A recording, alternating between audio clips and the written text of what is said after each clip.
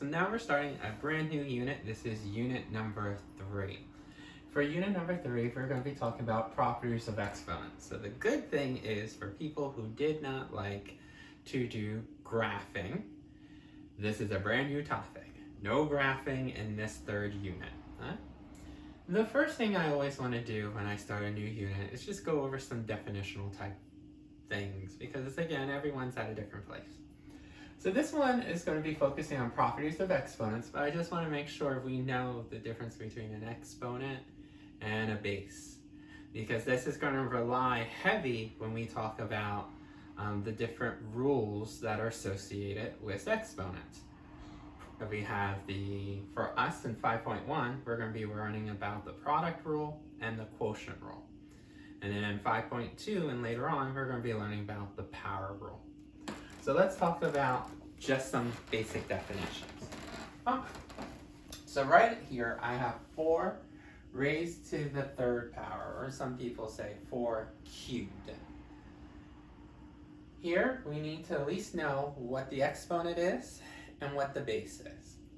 So you know that this little number that's floating up here, this is known as your exponent.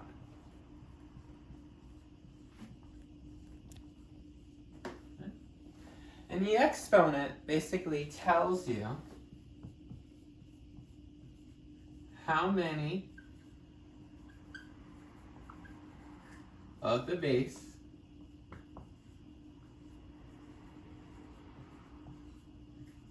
you need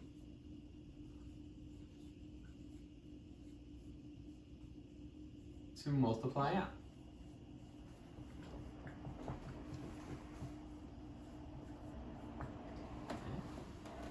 Now let's talk about base.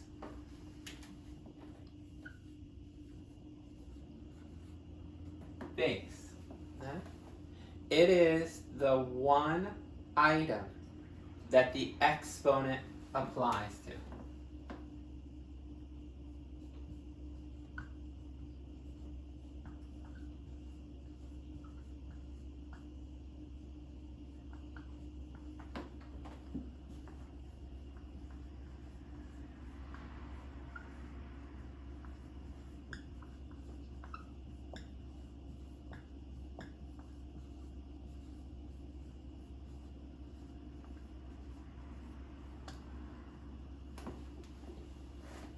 So in this case, where we have 4 to the 3rd, this is also known as exponential form.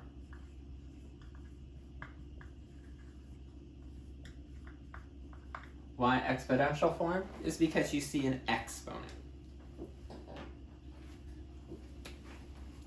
The second type that you would see is where we actually write it out.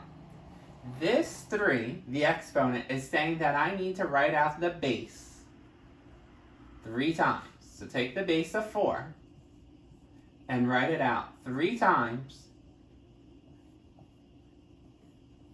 And we're going to do multiplication. Now for right now, I'm going to use this symbol. I don't normally like this symbol, but this, because it's numbers, is arithmetic. So when I get into letters and stuff, you'll start seeing my traditional set of parentheses. But for right now, we'll do it like this. These are all multiplication or factors. Because these are factors, we call this factored form.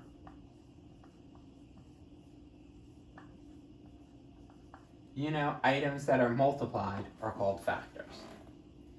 And then if you multiply that out, 4 times 4, which is 16, times another 4, you're going to get 64. And this 64 is known as the simplified form. Simplified. Oops, squeezing it in there. And it says simplified. Sorry that it kind of got cut off. So we are going to be working with the exponential format, but it might be helpful to rewrite it in factored format to simplify. Right? Now, what gets tricky about this? You're going to be like, well, this is simple. Huh?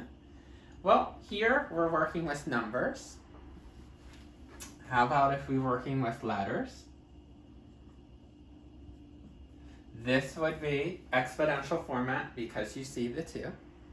We said that this 2 will apply to the one item that's directly in front of it, which is known as the base. So this 2 applies to the x. So we're going to write out the base twice. 1, 2. And again, I'll just use this dot for right now.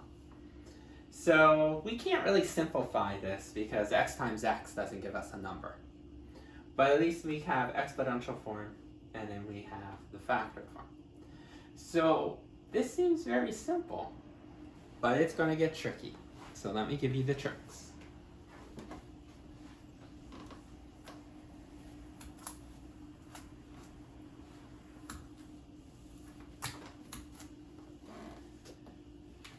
Trick number 1.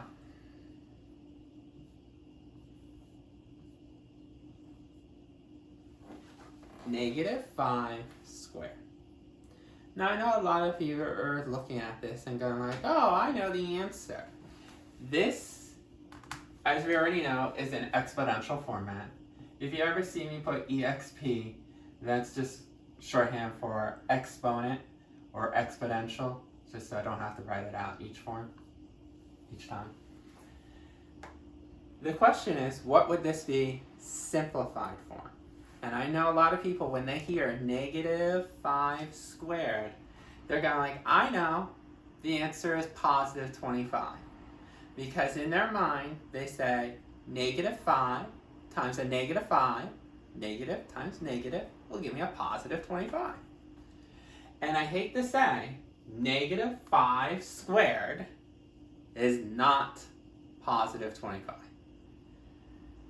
Why? The reason why is because we need to write this into factored form for us to understand. And factor form, you have to know what the base is. The base in this problem is not -5. And a lot of people argue and say, well, wait, this 2 applies to the number -5. Remember the direction I said, the definition? I said the base applies to the one item that's directly in front of it. And a lot of people don't realize that negative is one item and 5 is a second item. They always lump -5 as one unit. This is how I tell beginners. Take your exponent and drop a line and see what's the first thing it touches. If it touches a number, it can only be the number, not the sign. It can only be the one item in front of it. So the base is 5, not -5.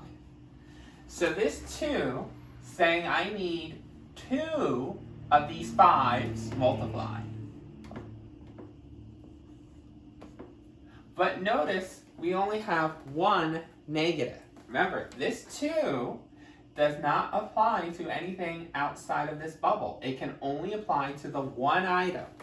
And you have to make sure that the sign is a separate item from the number.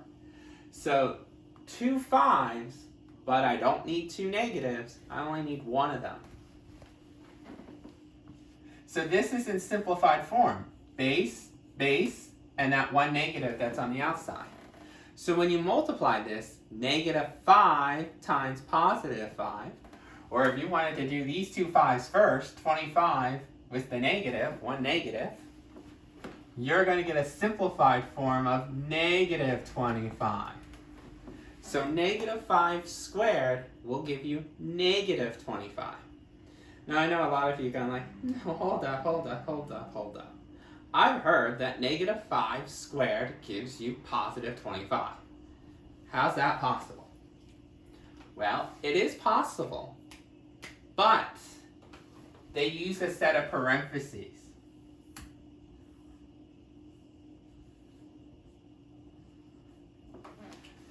See how this is written different than this? This has a set of parentheses. This will give you a positive 25. Now you might be asking, how is that possible? Well, again, this is the actual exponential form, because you see an exponent. But let's write it in factored form. Remember, without any exponents. The first thing you need to know is, what is the base? Again, as a beginner, I say take your exponent and see what's the first thing it touches that's directly in front of it. A set of parentheses. So the base in this problem is the set of parentheses. Now you can't leave the parentheses naked, you have to put something in it. So what's in it is -5. But just know that this 2, the first thing it touches is the set of parentheses. See how this is different? The first thing this 2 touches is the 5. Boom, it can only apply to the 5. This 2 applies to the parentheses, so it applies to the parentheses, and then whatever's inside it. So my base is -5. I need to write down 2 sets of parentheses. And each set of parentheses has a -5.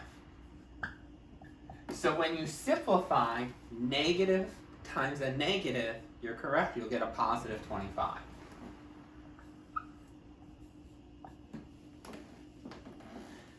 That's what makes this part a little tricky. So again, you have to really focus on, is there a set of parentheses or not? Because -3 squared and -3 squared with a set of parentheses gives you 2 different answers. Remember, this 2 is applying to the parentheses, so I need 2 sets of parentheses. -3, -3, because I need to have 2 sets of parentheses. And each set of parentheses has a -3, so this gives us a positive 9. While this 2 only applies to the 3. So there's our 2 bases, 3, 3, but we still have 1 negative on the outside. So when I do this times this times this, we'll get that -9. This really messes people up, but if you put it in your calculator, if you ever put in negative button 3 squared, you'll see you'll get a -9.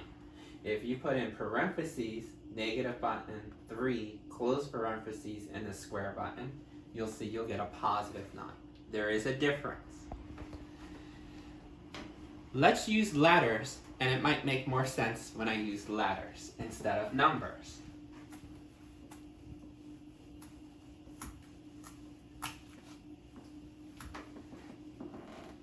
What happens if I have 5x to the 4th? And I have this as factored form, or I'm sorry, exponential form. Exponential form. And I want you to write it in factored form.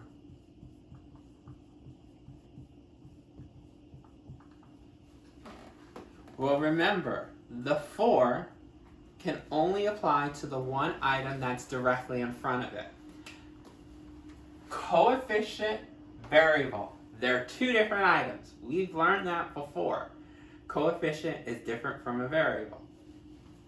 This 4 can only apply to the first thing it touches, the x. Okay? So how many x's do I need? Tells us I need 4 of them. How many 5s do I need? I don't need 4 of them because this x, this 4 only applies to the x. It doesn't apply to the 5. So 1 5 of 4 x's.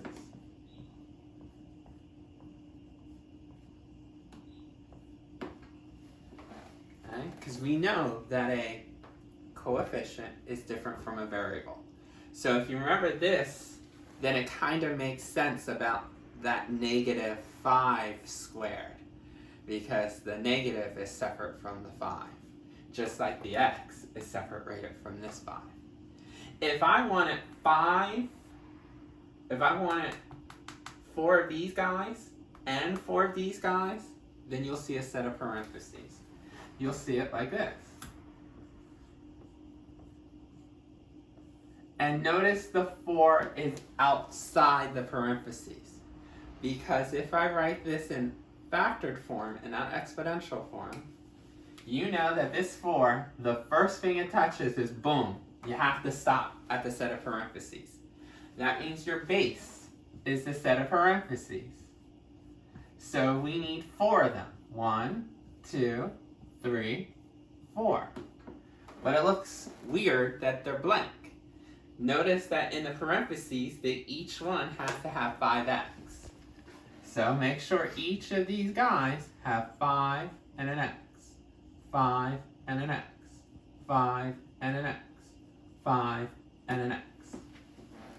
We're going to talk about how this can be simplified easier than looking at like this, because we're going to learn how to do something called the power rule in section 5.2. But for right now, see how this had 1 5, but 4 x's? Well, this format has 4 5s and 4 x's. Now, if you were going to simplify this, you can multiply number times number times number times number. 5 times 5 is 25, times another 5, 125, times another 5, 625. And then x, x, x, x, we can simplify and say that they're 4 x's. So this is technically simplified to this. Why is this considered simplified? Because we were able to multiply the numbers. Now some of you might say, wait, how could you multiply 5 times 5 times 5 times 5? Remember, we have different rules from Math 055. We had something called the associative property and the commutative property. We talked about commutative property before, but just in case you forgot, if you had 2 times 3 times 5, you could go any order. You can multiply these two first, or you can multiply this with this first. You don't have to go straight across. So we can move these around. So 2, 3, 5 is the same thing as 2 times 5 times 3, which is the same as 5 times 3 times 2. You can have them in any order. So that means we don't have to have 5x. We can have it as 5, 5, 5, and then x, x, x, x. So I was able to multiply these to get 625. And a lot of times they'll ask you to keep your answer in exponential format. Huh? So we need to realize that there is a difference when we use a parentheses and we don't use a parentheses. Okay? So if you have negative 8 cubed, this 3 can only apply to the 8. We're not going to have 3 negatives. We're going to have 3 8s, but just 1 negative when you write this out.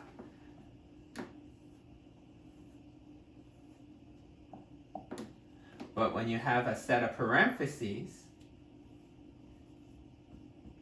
you have to write it out with 3 negatives and 3 8s.